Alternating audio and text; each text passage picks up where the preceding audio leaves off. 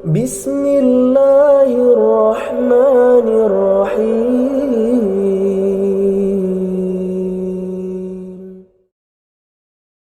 Bismillahirrahmanirrahim. Assalamualaikum warahmatullahi wabarakatuh.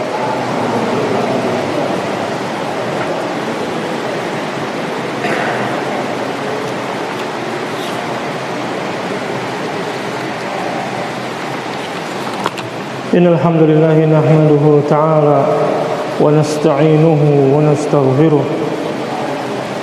wa na'udzu billahi min shururi anfusina wa min sayyiati a'malina. May yahdihillahu fala mudilla lahu wa may yudlil fala hadiya lahu. Wa ashhadu an la ilaha illallah wahdahu la syarika lahu. Wa ashhadu anna Muhammadan abduhu wa rasuluh. Sallallahu alaihi wa ala alihi wa sallama tasliman katsira. Ya ayyuhalladzina amanu taqullaha haqqa tuqatih wa la tamutunna illa wa antum muslimun. Ya ayyuhan nasu taqu rabbakumul ladzi khalaqakum min nafsin wahidah وخلق منها زوجها وبث منهما رجالا كثيرا والنساء واتقوا الله الذي تساءلون به والأرحام إن الله كان عليكم رقيبا يا أيها الذين آمنوا اتقوا الله وقولوا قولا سديدا يصلح لكم أعمالكم ويغفر لكم ذنوبكم ومن يطع الله ورسوله فقد فاز فوزا عظيما ثم أما بعد فإن أصدق الحديث كتاب الله وخير الهدي هدي محمد صلى الله عليه وعلى آله وسلم وشر الأمور محدثاتها فإن كل محدثة بدعة وكل بدعة ضلالة وكل ضلالة في النار. أيها الإخوة الكرام رحمني ورحمكم الله. Nahmadullah azza wa jalla wa nashkuruhu. Kita selalu memuji kepada Allah subhanahu wa ta'ala dan juga mensyukuri nikmat Allah subhanahu wa ta'ala bahwa sampai saat ini kita masih diberikan kesempatan oleh Allah subhanahu wa ta'ala untuk beribadah, untuk berlomba-lomba dalam kebaikan, untuk mempelajari Al-Quran dan sunnah Nabi Muhammad sallallahu alaihi wa ala alihi wasallam. Baik, insyaallah ta'ala kita akan meneruskan kembali pembahasan kita, pembahasan fikih dari kitab Bulughul Maram karangan Al-Hafidh Ibnu Hajar rahmatullahi ta'ala alaih. Dan yang terakhir yang kita bahas dari kitab ini yaitu masih yang berkaitan tentang pembatal wudu, pembatal wudu. Nah, pembahasan yang telah kita bahas dari pembatal wudu yang diantaranya yaitu ma kharaja min sabilain, yang keluar dari dua lubang, buang air kecil, buang air besar, kemudian keluar madhi juga termasuk dari yang bisa membatalkan wudu. Nah, kemudian yang terakhir kita bahas yaitu tentang menyentuh wanita. Di sana terdapat khilaf di antara para ulama, akan tapi pendapat yang rajih menyentuh wanita tidak membatalkan wudu. Nah,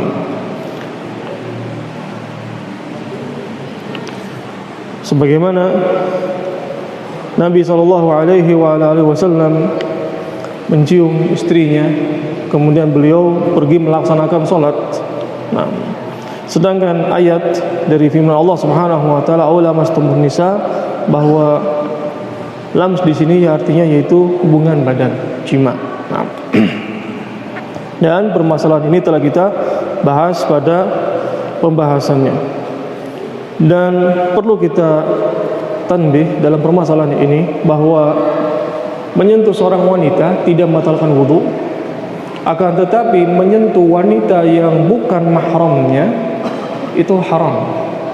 Walaupun tidak membatalkan wudu, akan tapi itu perkara yang haram, menyentuh wanita yang bukan mahramnya. Karena ancaman yang keras dari Nabi SAW yang menunjukkan, dalam hadis disebutkan, kalau seandainya kepala kalian itu ditusuk dengan besi, nah, itu lebih baik daripada seseorang yang menyentuh seorang wanita yang tidak halal baginya. Nah, ini dalil menunjukkan bahwa menyentuh seorang wanita yang bukan mahramnya itu mayajuz, haram, ancamannya keras. Nabi mengatakan ditusuk di kepala dengan besi, nah, kepala kalian ditusuk dengan besi itu lebih baik daripada menyentuh seorang wanita yang tidak halal baginya. Nah, sehingga hal ini perlu ditanbih bagi kita semuanya. Nah, kita sepatutnya untuk menghindari tidak bersentuhan dengan wanita yang bukan mahram kita. Baik, qala rahimahullahu taala, kita teruskan kembali pembahasan kita dari kitab Taharah, yaitu bab yang berkaitan tentang pembatal wudu. Qala rahimahullahu taala, an Abi Hurairah radhiyallahu taala anhu qala, qala Rasulullah sallallahu alaihi wa ala alihi wasallam, idza wajada ahadukum fi batnihi syai'an fa ashkala alaihi akhraja minhu syai' am la fala yakhrujanna minal masjid hatta yasma'a sautan aw yajida rihan. Akhrajahu Muslim. Dari Abi Hurairah radhiyallahu taala anhu qala, bersabda Nabi sallallahu alaihi wa alihi wasallam, idza wajada ahadukum fi batnihi syai'an, apabila di antara kalian di perut di antara kalian ada sesuatu, ashkala, fa ashkala alai akhraja minhu syai' am la, apakah ada yang keluar atau tidak. Fala yakhrujanna minal masjid, maka janganlah keluar dari masjid hatta yasma'a sautan, sampai dia mendengar suara, au yajida rihan, atau dia mencium baunya. Akhrajahu Muslim. Dalam hadis ini, hadis Abi Hurairah radhiyallahu taala anhu, ini yang berkaitan tentang seseorang yang dalam keadaan sedang sholat, kemudian dia mendengar sesuatu di perutnya. Nah, kemudian dia ketika mendengar sesuatu, kemudian dia berpikir mungkin kentut atau tidak. Nah, syak, ragu di dalam hadasnya, keluar atau tidak. Nabi SAW mengatakan, menegaskan, fala yakhrujanna, jangan keluar dari masjid. Ini membatalkan salatnya, kemudian keluar dari masjid. Nabi mengatakan, fala, jangan, hatta yasma'a sautan, sampai engkau mendengar suaranya. Ini suara kentutnya. Au yajida rihan, atau mencium dari bau kentutnya tadi. Hadis akhrajahu Muslim. Hadis ini yang menunjukkan tentang seseorang yang sepatutnya untuk menghilangkan sesuatu yang was-was, nah, di dalam ibadahnya, dari salatnya, wudunya, dan juga yang lain sebagainya. Karena was-was minasyaitan, sesuatu yang was-was itu minasyaitan, yang dimana syaitan mengganggu Bani Adam kapan saja, di mana saja. Sehingga sepatutnya seseorang ketika dia sholat, agar tidak diganggu oleh gangguan syaitan, Nabi SAW mengatakan untuk merapatkan shaf. Bahkan Nabi mengatakan, la tada'u furujat lisyaitan, jangan kalian biarkan celah sedikit pun untuk syaitan. Nah, karena syaitan senantiasa mencari celah. Nah, kemudian ketika dia sholat sebelum membaca Al-Fatihah, ta'awudz, meminta perlindungan kepada Allah Subhanahu wa taala. A'udzubillahi minasyaitonirrajim. Kemudian baca Al-Fatihah. Sebagaimana firman Allah Subhanahu wa taala, "Idza qara'tal Qur'ana fasta'id billahi minasyaitonirrajim." Apabila kalian membaca Al-Qur'an, maka mintalah perlindungan kepada Allah Subhanahu wa taala dari bisikan gangguan syaitan. Kenapa? Agar salatnya khusyuk. Nah, karena syaitan senantiasa mengganggu Bani Adam kapan saja, di mana saja. Di dalam hadis disebutkan bahwa ketika dikumandangkan azan, syaitan itu lari terbirit-birit, tidak mau mendengar suara azan sama sekali, menjauh ke tempat yang jauh.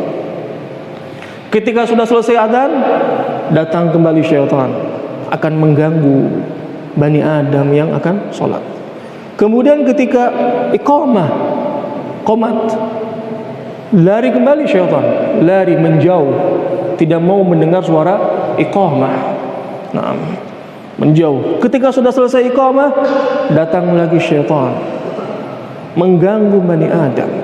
Ketika sholat dibisikkan, ingat ini, ingat itu, ingat di toko sedang rame, ingat di rumah seperti ini. Sehingga ketika dia sholat, pikirannya di luar, tubuhnya sedang sholat, sehingga lupa kadang dia berapa rakaat. Itu gangguan-gangguan dari syaitan. Begitu juga ketika seseorang dalam sholatnya, fa'ashkala alaih, ada suara di sini. Mungkin dia suara dalam perutnya, suara lapar mungkin, bukan suara kentutnya. Karena suara kentut akan terasa, akan terasa. Nabi SAW menegaskan, jangan batalkan sholat, jangan keluar ke masjid sampai mendengar suara, karena kentut ada suaranya. Atau kalau tidak mendengar suaranya, mencium baunya, karena dia orang yang terdekat. Ketika dia keluar angin, kentut, dia bisa mencium. Berarti tadi suara tadi saya kentut. Nah, berarti itu jelas. Sedangkan apabila di sana sesuatu yang ragu, syak, maka hal ini harus ditinggalkan, dilawan, jangan dibiarkan begitu saja. Karena ini adalah merupakan gangguan-gangguan syaitan. Kadang ada orang yang buang air kecil, kencing sampai setengah jam. Ada yang buang air besar sampai 1 jam. Was-was ketika buang air kecil. Nah, ketika kencing dia sudah selesai, mungkin pahanya kena percikan, dicuci. Mungkin paha yang kiri tadi, mungkin tadi lutut saya yang bawah kena. Terus seperti itu. Dia akan disiksa dengan was-was dalam setiap ibadah. Tinggalkan hal seperti ini. Bahkan di dalam sholat pun tinggalkan sesuatu yang was-was. Nah, karena was-was itu minasyaitan. Tinggalkan.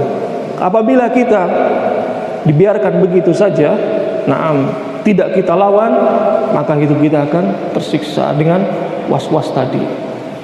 Dia sudah wudu, kemudian dia ragu, saya wudu belum ya? Dilihat kupingnya basah, tangannya basah, kakinya basah bekas wudu, tapi masih ragu, kayaknya saya belum wudu ya.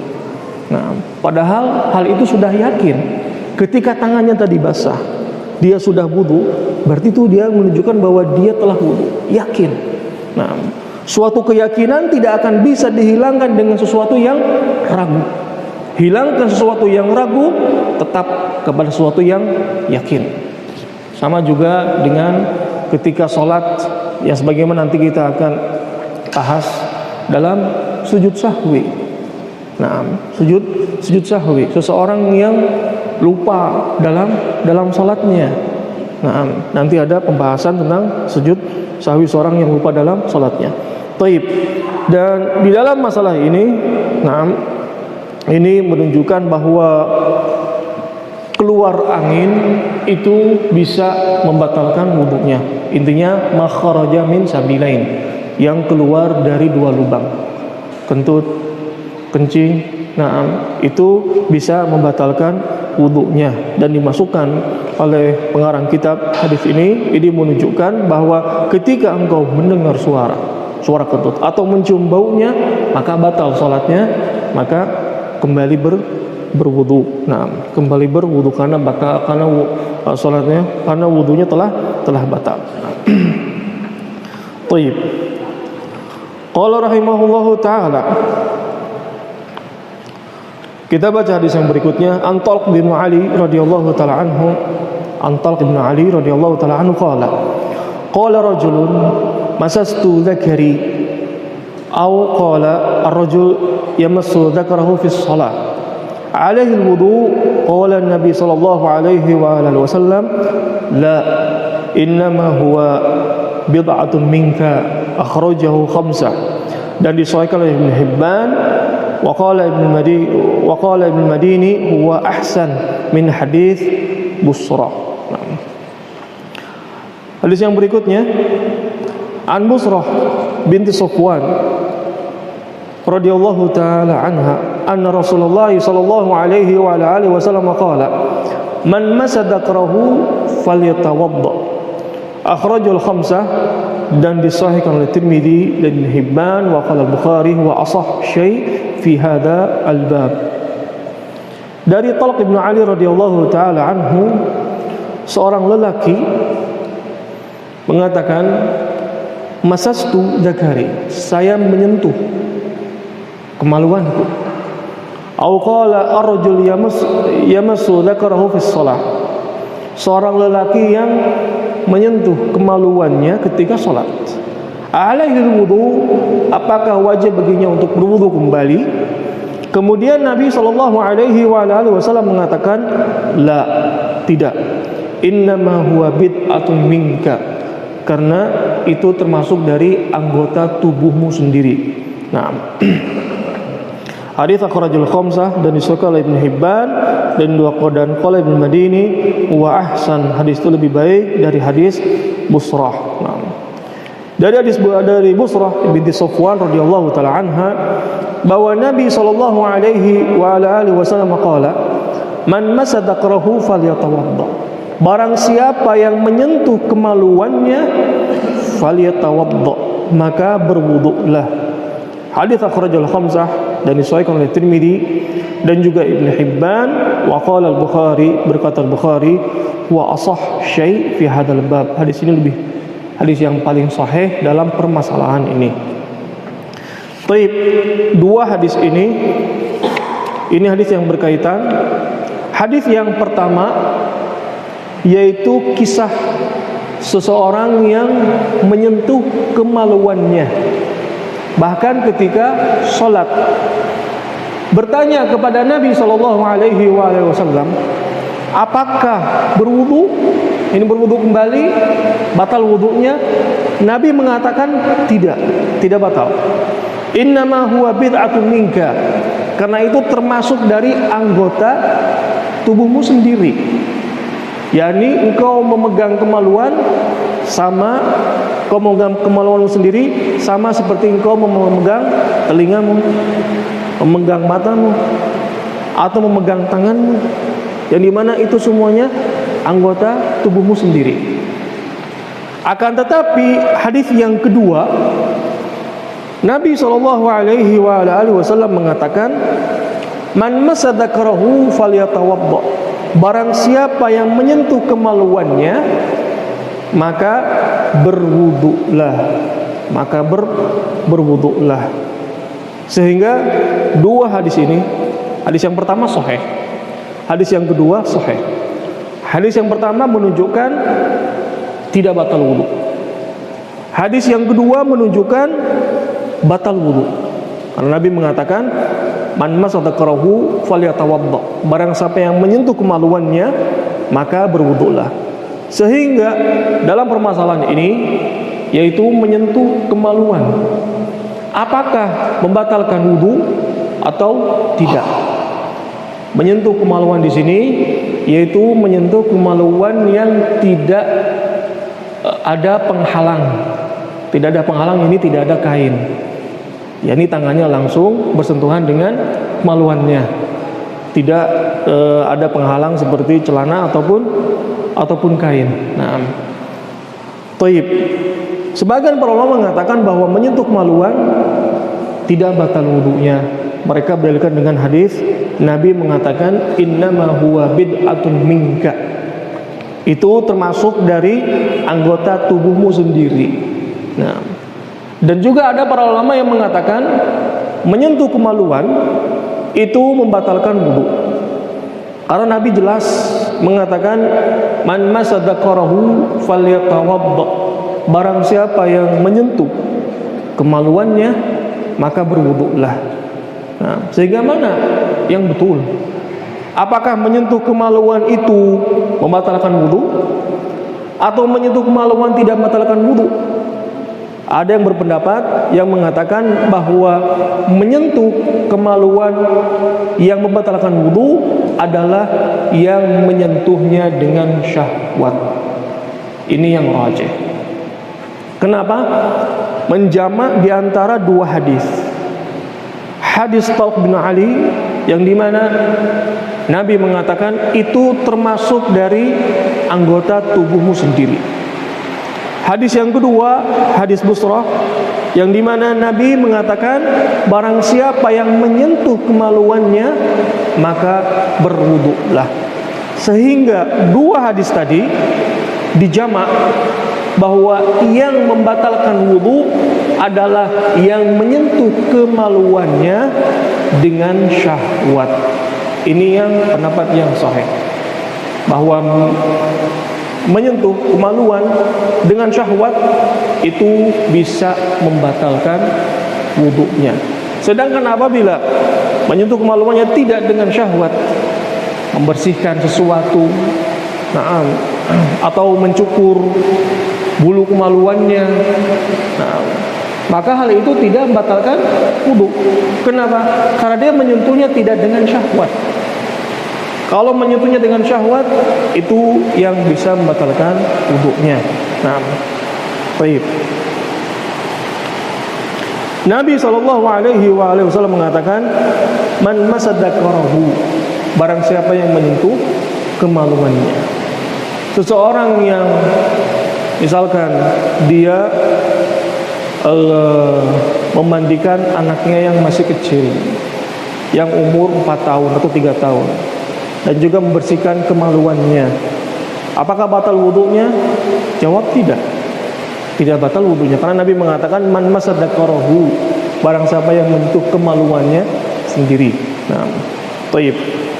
Dengan ini bahwa pendapat yang rajih dalam menyentuh kemaluan itu membatalkan wudu apabila menyentuhnya dengan syahwat. Nah, sedangkan apabila menyentuhnya tidak dengan syahwat, maka tidak membatalkan wudunya. Nah,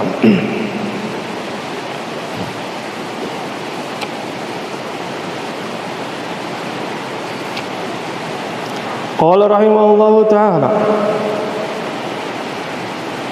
dan perlu ditanbih bahwa menyentuh kemaluan di sini sebagaimana yang tadi kita sebutkan, yaitu yang langsung tidak ada penghalang.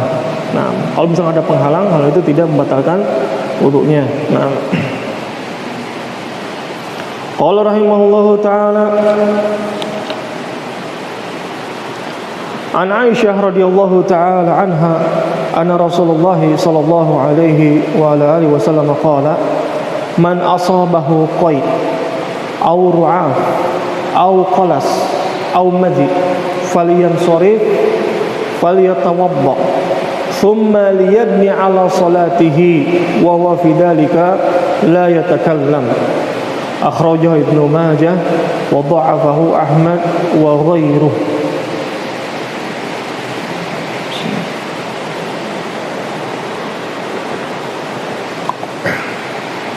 Dari Aisyah radhiyallahu taala anha bahwa Nabi sallallahu alaihi wa ala alihi wasallam mengatakan, Man asabahu qai, barang siapa yang muntah, au ru'af, atau seseorang yang mimisan, keluar darahnya di hidungnya, au qalas, qalas yaitu seseorang yang akan muntah tapi tidak jadi. Nah, akan muntah tapi tidak jadi. Biasanya ada rasa pahit di tenggorokan. Mau muntah tapi tidak jadi. Nah, kalau qai itu muntah memang keluar. Apa yang dalam perutnya keluar. Sedangkan qalas muntah kemudian baru setengah di sini dan ada rasa pahit di situ. Man asabahu qai aw ru'af, barang siapa yang seseorang itu muntah, aw ru'af atau mimisan, aw qalas atau dia muntah kemudian itu tidak jadi, aw madi atau keluar madi, falyansharif falyatawadda. Falyansharif di sini yaitu berpalinglah, berwuduklah.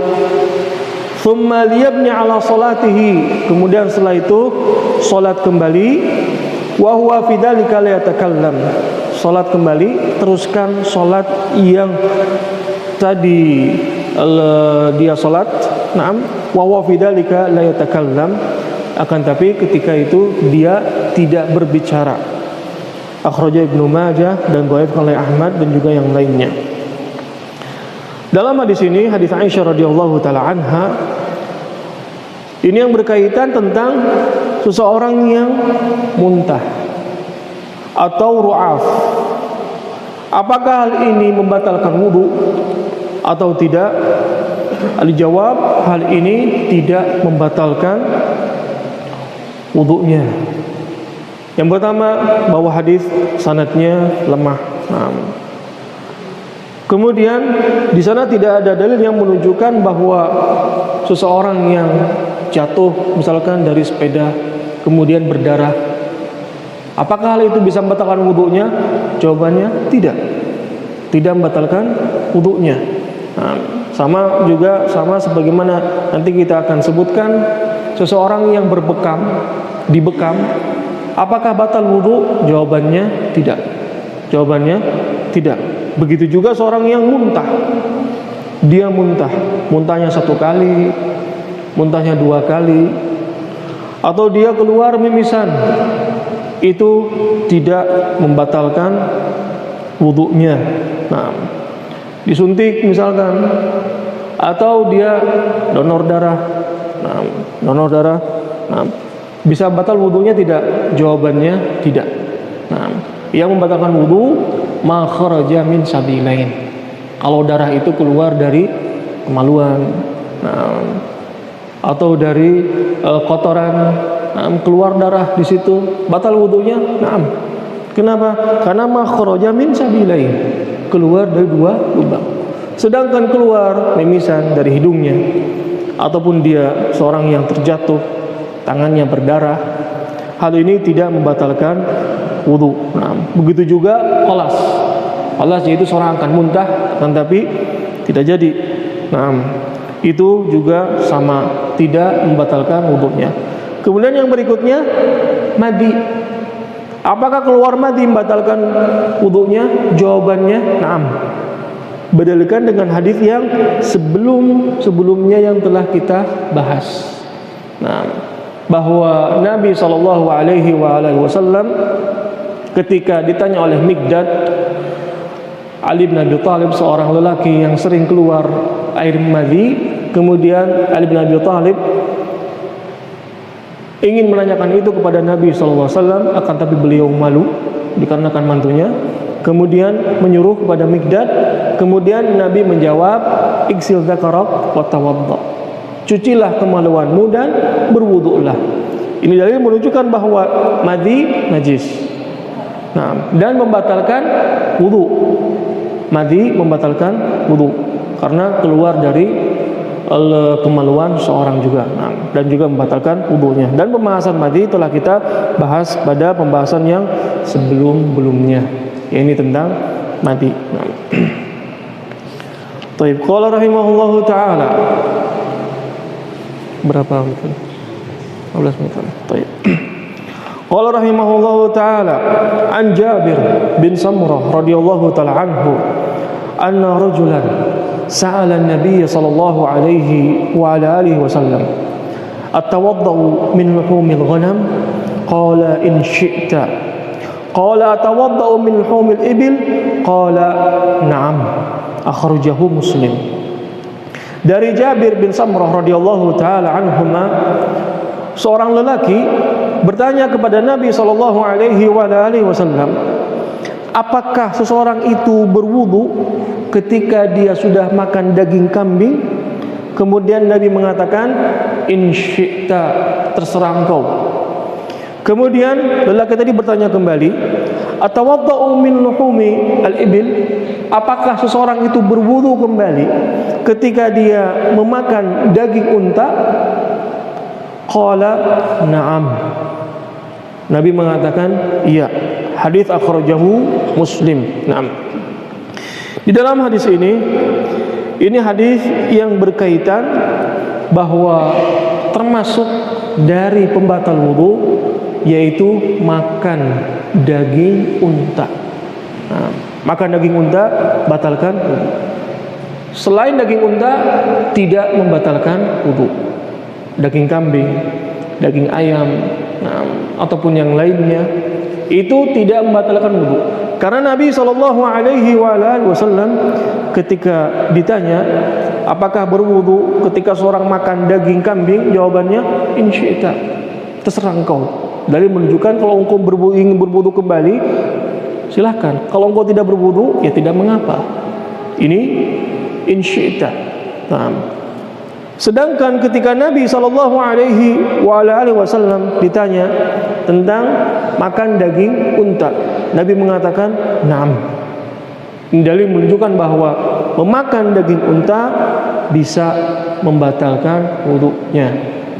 Sehingga seseorang yang sedang umrah atau seseorang yang sedang haji, kemudian di sana makan daging unta, kemudian dia punya wudu, harus diingat bahwa hal itu membatalkan wudunya. Nah, apa ilahnya? Apa sebabnya? Wallahu ta'ala alam. Nah, Nabi ketika ditanya apakah membatalkan wudu, Nabi apakah alaihi wudu, wajib baginya untuk berwudu kembali, Nabi mengatakan iya. Sedangkan daging kambing, Nabi mengatakan in syi'ta.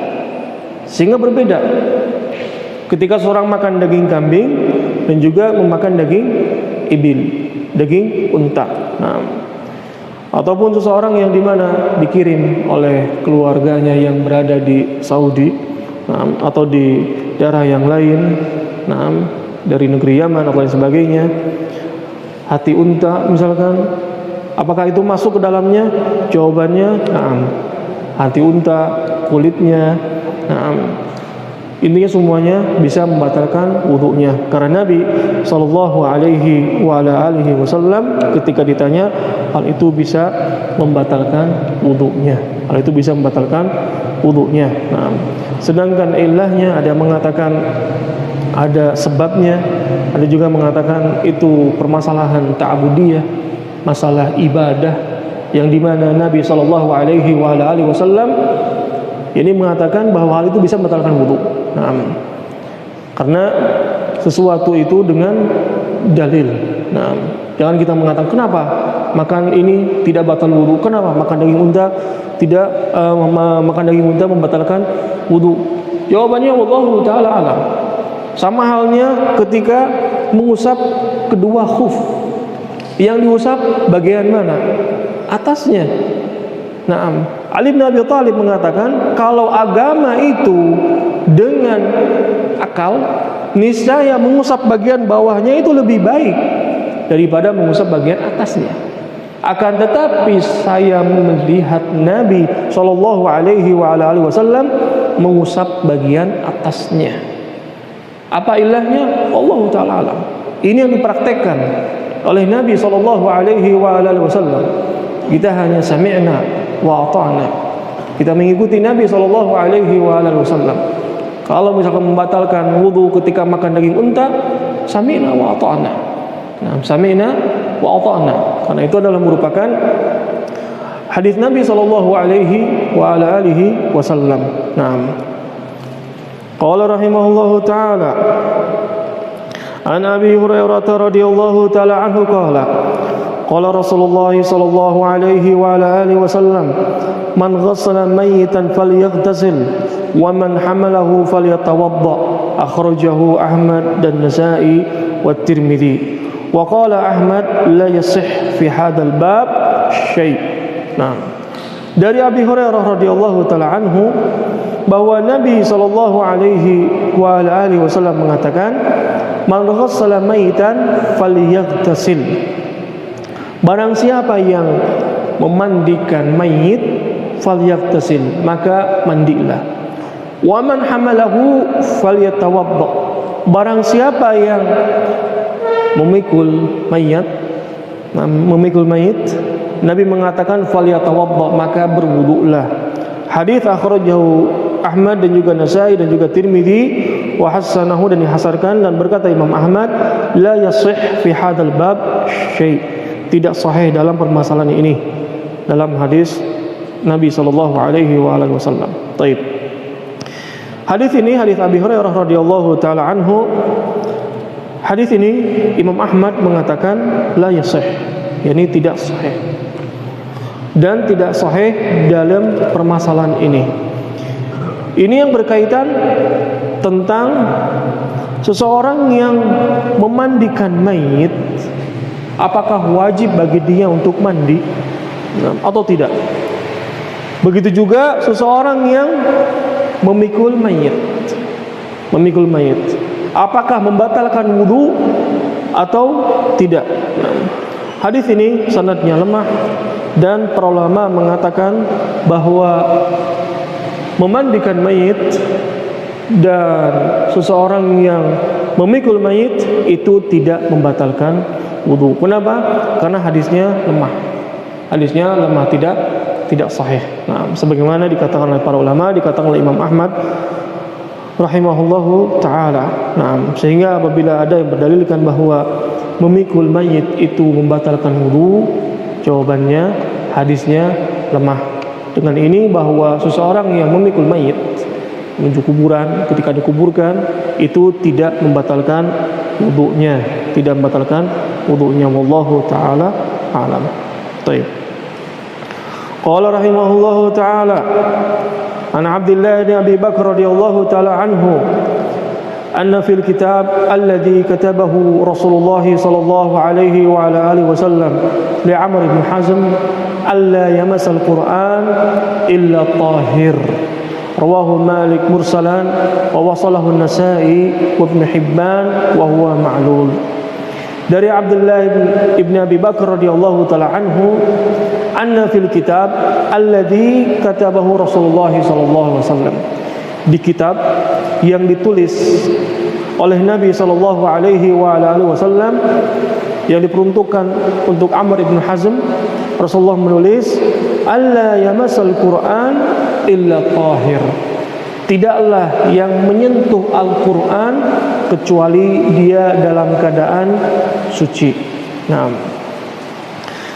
sekarang kita masuk ke dalam permasalahan menyentuh Al-Qur'an. Di dalam hadis disebutkan alla yamasal Qur'an illa tahir. Tidaklah seseorang menyentuh Al-Qur'an kecuali dia dalam keadaan suci. Nah, ada para ulama yang berpendapat bahwa menyentuh Al-Qur'an juga tidak mengapa seseorang yang tidak mempunyai wudu. Nah, mereka mengatakan bahwa hadisnya lemah, hadis ini. Mereka yang mengatakan bahwa ada yang berpendapat bahwa menyentuh Al-Qur'an itu tidak boleh kecuali dalam keadaan suci. Mereka berikan bahwa hadis ini sanadnya sahih, karena hadis ini datang dari beberapa jalan, beberapa hadis, sehingga ketika dikumpulkan hadis tadi naik derajatnya menjadi hadis yang hasan. Dan hadis hasan diperbolehkan seseorang untuk dijadikan hujjah. Nah, taib. Dalam hadis ini yang berkaitan bahwa apakah diperbolehkan menyentuh Al-Quran tidak dalam keadaan berwudu atau harus dalam keadaan berwudu? Hadis ini jelas yang menunjukkan bahwa tidaklah menyentuh Al-Quran kecuali dalam keadaan tahir. Pertama, karena Al-Quran adalah merupakan kalamullah, termasuk dari kalamullah subhanahu wa ta'ala.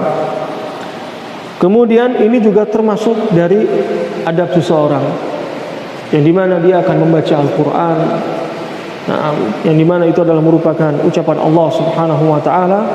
Maka tentunya dia juga harus mempunyai adab, yang diantaranya yaitu dengan berwudu. Bahkan Nabi SAW mengatakan la yamassul Quran illa tahir. Dan juga dalam riwayat yang lain di sana disebutkan bahwa la yamassul Quran illa ala ta'ala, la yamassul Quran illa wa anta tahir. Tidaklah menyentuh Al-Quran kecuali engkau dalam keadaan suci.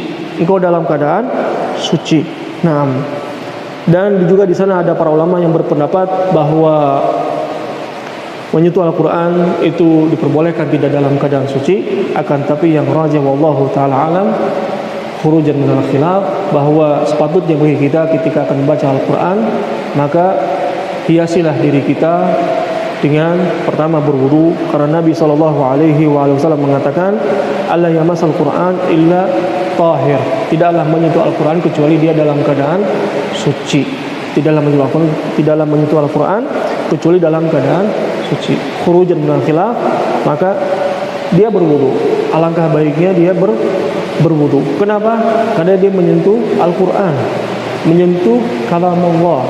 Tentunya di sana juga adab yang berkaitan di dalam membaca Al-Quran, yang diantaranya yaitu dalam keadaan berwudu. Wallahu ta'ala a'lam.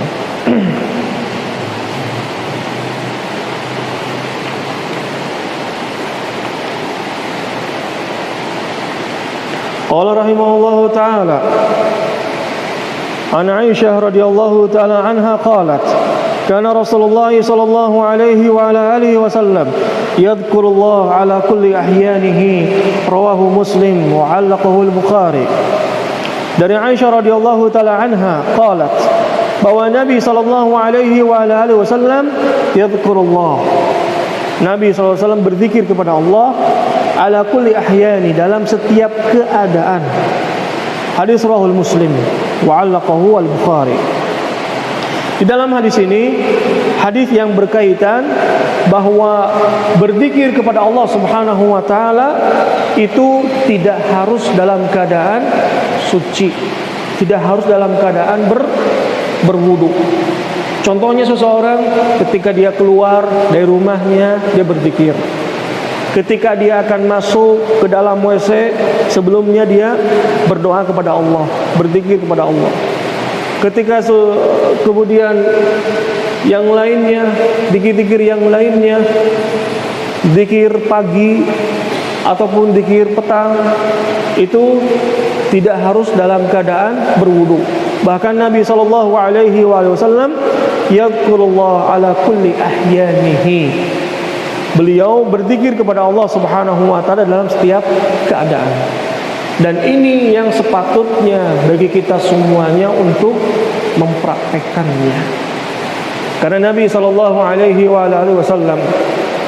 ketika datang seseorang meminta nasihat, kemudian Nabi SAW mengatakan, la yazalu lisanuka ratban min dzikrillahi azza wa jalla. Senantiasa mulutmu ini selalu berzikir kepada Allah Subhanahu wa taala.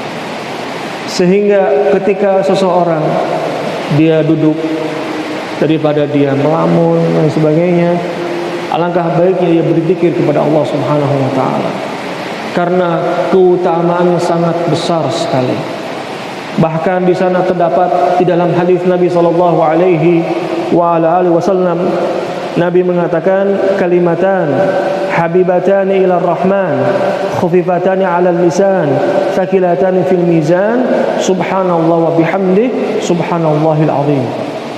Nabi SAW bersabda, kalimatan, dua kalimat, habibatani ala rahman, dua kalimat ini kalimat yang disukai oleh Allah Subhanahu wa taala, dicintai oleh Allah Subhanahu wa taala. Fakilatani fil mizan, dua kalimat ini apabila seorang mengucapkannya itu bisa memberatkan timbangannya nanti di akhirat. Baik, fadhal khutbah adzan dulu. Baik, kita teruskan kembali pembahasan kita. Hadis Nabi sallallahu alaihi wasallam, kana yadhkurullah ala kulli ahyanihi. Zikir yang tadi disebutkan, yang dimana Nabi sallallahu alaihi wasallam mengatakan kalimatani khafifatani ala lisan, thaqilatani fil mizan, habibatani lir rahman. Dua kalimat yang dimana kalimat ini kalimat yang ringan ketika diucapkan, dua kalimat yang bisa memberatkan timbangan nanti di akhirat, dua kalimat yang dicintai oleh Allah Subhanahu wa taala. Subhanallah wa bihamdih, subhanallahil azim. Dua kalimat ini adalah kalimat yang dimana keutamaannya sangat besar sekali. Bahkan Al-Imam Al-Bukhari rahmatullahi ta'ala alaih, yang dimana di akhir kitabnya Sahih Al-Bukhari, beliau menulis hadis ini, hadis Abi Hurairah. Beliau ditulis di akhir dari kitab Sahih Al-Bukhari agar seseorang ketika sudah mempelajari kitab Sahih Al-Bukhari, dia senantiasa ingat kepada Allah Subhanahu wa taala, senantiasa berzikir kepada Allah Subhanahu wa taala, dan jangan sampai lalai. Karena keutamaan zikir yang diantaranya yaitu bisa menenangkan hati seseorang. Ketika seseorang dalam keadaan pusing, banyak persoalan, lain sebagainya, ambil Al-Quran, baca Al-Quran, zikir kepada Allah Subhanahu wa ta'ala. Karena Allah Subhanahu wa ta'ala mengatakan, ala bidzikrillahi tatmainnul qulub. Ketahuilah, dengan berzikir kepada Allah Subhanahu wa ta'ala, hati menjadi tenang. Diri kita mendekat dengan Allah Subhanahu wa ta'ala. Kenapa? Karena dia selalu ingat kepada Allah Subhanahu wa ta'ala, selalu beristighfar kepada Allah Subhanahu wa ta'ala. Nabi sallallahu alaihi wasallam adalah merupakan khairul anbiya. Nabi sallallahu alaihi wasallam dosanya telah diampuni oleh Allah Subhanahu wa ta'ala. Dan Nabi sallallahu alaihi wasallam mengatakan, wallahi, demi Allah, inni la astaghfirullah fil yawm akthar min 70 marrah. Dalam riwayat yang lain, wallahi inni la astaghfirullah fil yawm akthar min 100 marrah. Wallahi, demi Allah, saya meminta ampun kepada Allah, beristighfar, mengucapkan astaghfirullah fil yawm, dalam satu hari 70 marrah, 70 kali. Dalam riwayat yang lain, 100 marrah, 100 kali. Ini yang dilakukan oleh Nabi sallallahu alaihi wasallam. Padahal dosanya telah diampuni oleh Allah Subhanahu wa taala. Dan hadis ini juga menunjukkan bahwa Rasulullah sallallahu alaihi wasallam selalu berzikir kepada Allah Subhanahu wa taala. Kalau misalkan seseorang dia dalam keadaan istirahat, di samping dia berzikir dengan lisannya, maka dia pun mendengarkan dari kajian-kajian atau tilawatul Quran dengan menyetel audio atau dengan rekaman-rekaman mendengar ayat-ayat Al-Quran, walaupun sedang dia dalam keadaan lelah. Kenapa? Karena itu juga termasuk berzikir kepada Allah Subhanahu wa ta'ala. Nah, Nabi ketika keluar dari rumahnya berdoa, ketika masuk ke rumahnya berdoa, ketika akan makan pun berdoa kepada Allah Subhanahu wa ta'ala. Bahkan Nabi mengatakan kepada anak kecil, ya gulam, samillah, ucapkanlah nama Allah Subhanahu wa taala. Bahkan Nabi SAW ketika melihat seseorang dia makan, kemudian dia tidak membaca bismillah. Nah, kemudian di akhir suapan yang terakhir, dia membaca dzikir kepada Allah Subhanahu wa taala. Kemudian ketika dia membaca dzikir, suapan terakhir dia makan, syaitan memuntahkan yang dimakan oleh syaitan. Kenapa? Karena apabila seseorang yang dia makan tidak mengucapkan bismillah, syaitan pun ikut makan. Syaitan pun ikut makan. Bahkan di dalam hadis disebutkan bahwa ketika seseorang akan makan malam, dia mengucapkan bismillah makan. Syaitan mengatakan kepada teman-temannya, sudah, tidak ada makan malam. Kenapa? Orang ini telah mengucapkan bismillah, telah berzikir kepada Allah Subhanahu wa taala. Tidak ada makan malam buat kalian. Mengatakan kepada teman-temannya, menunggu mereka kalau tidak baca bismillah ikut makan. Nah, sehingga seseorang yang dimana dia makan tidak kenyang-kenyang, ucapkan bismillah. Bahkan Nabi SAW mengatakan, ketika seseorang lupa di awal mengucapkan bismillah, ucapkanlah bismillah fi awalihi wa akhirihi. Di pertengahan misalkan, ataupun tinggal satu suap lagi, lupa belum baca bismillah, dia ucapkan bismillah fi awalihi wa akhirihi, sebagaimana yang telah diajarkan oleh Nabi SAW. Bismillah di awal dan di akhir. Itu syaitan akan memuntahkan yang di mulutnya. Kenapa? Karena dia berzikir kepada Allah Subhanahu wa taala. Ini yang diajarkan oleh Nabi SAW, yang dimana seseorang agar selalu ingat kepada Allah Subhanahu wa taala dalam setiap keadaan. Nah, dan berzikir kepada Allah Subhanahu wa taala tentunya jangan berzikir ketika seseorang berada di dalam WC. Nah, sedang buang air kecil, sedang buang air besar. Nah, di stop dulu. Kenapa? Karena itu adalah merupakan tempat syaitan, tempat kotor. Bahkan Nabi SAW ketika menyelesaikan hajatnya, ada orang yang masuk mengucapkan salam. Nabi sedang berada di WC dan Nabi tidak menjawab salamnya. Kenapa? Karena Nabi berada di dalam WC. Karena WC tempatnya syaitan, yang dimana seseorang ketika akan memasukinya disyariatkan untuk mengucapkan Allahumma inni a'udzubika minal khubuthi wal khaba'is. Ya Allah, aku berlindung kepada Engkau dari khubuthi wal khaba'is, syaitan yang laki-laki dan syaitan yang perempuan.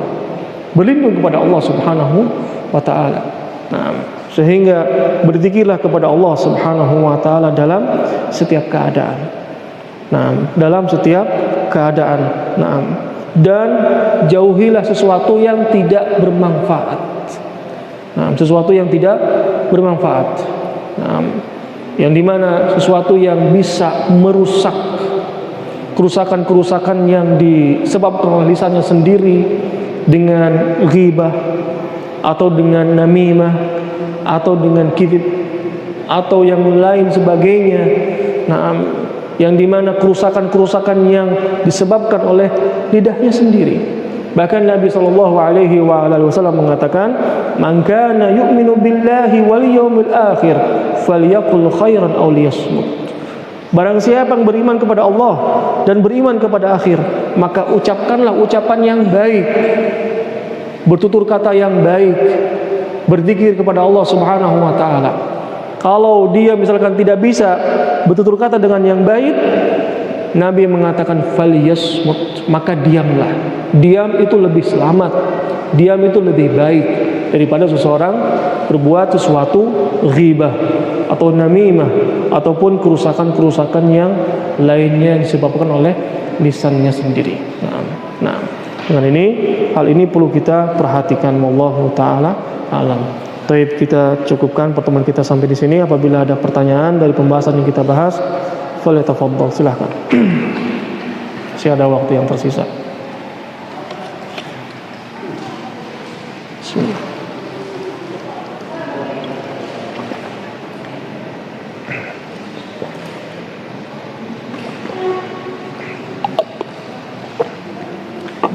Tapi kalau tidak ada, kita cukupkan pertemuan kita sampai di sini. Mudah-mudahan. Oh, ada. Allah.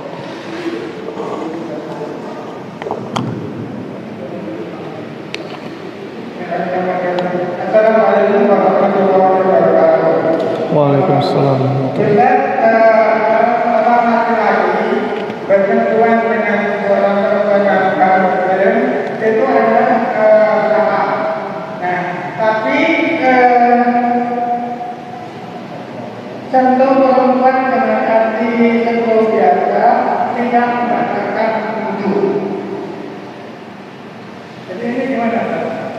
Kalau kita bersentuhan dengan perempuan, Iya. yang kemudian adalah salah. Ya. Nah, tapi kalau tidak membatalkan wudu. Nah, batal wudu tidak.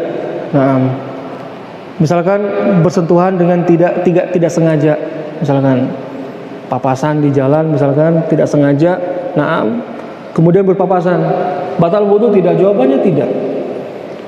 Baik mahram kita ataupun bukan mahram kita, ketika bersentuhan tidak membatalkan wudu. Nah, mahram kita ataupun bukan mahram kita. Yang ditanbih tadi bahwa kalau tidak membatalkan wudu, akan tapi jangan dijadikan hal ini hal alasan seseorang yang menyentuh seorang wanita yang bukan mahramnya, sehingga bergampang-gampangan menyentuh, bersalaman dengan wanita yang bukan mahramnya. Nah, kalau misalkan di sana tersentuh dengan suatu hal yang tidak sengaja, tetap tidak membatalkan wudunya. Nah, tidak batal wudunya. Baik. Mudah-mudahan apa yang disampaikan bisa bermanfaat bagi kita semuanya. Wassallallahu ala nabiyyina Muhammad wa ala alihi wa ashabihi wa sallama tasliman katsira. Subhanakallahumma bihamdik asyhadu an la ilaha illa anta astaghfiruka wa atubu ilaik. Assalamualaikum warahmatullahi wabarakatuh.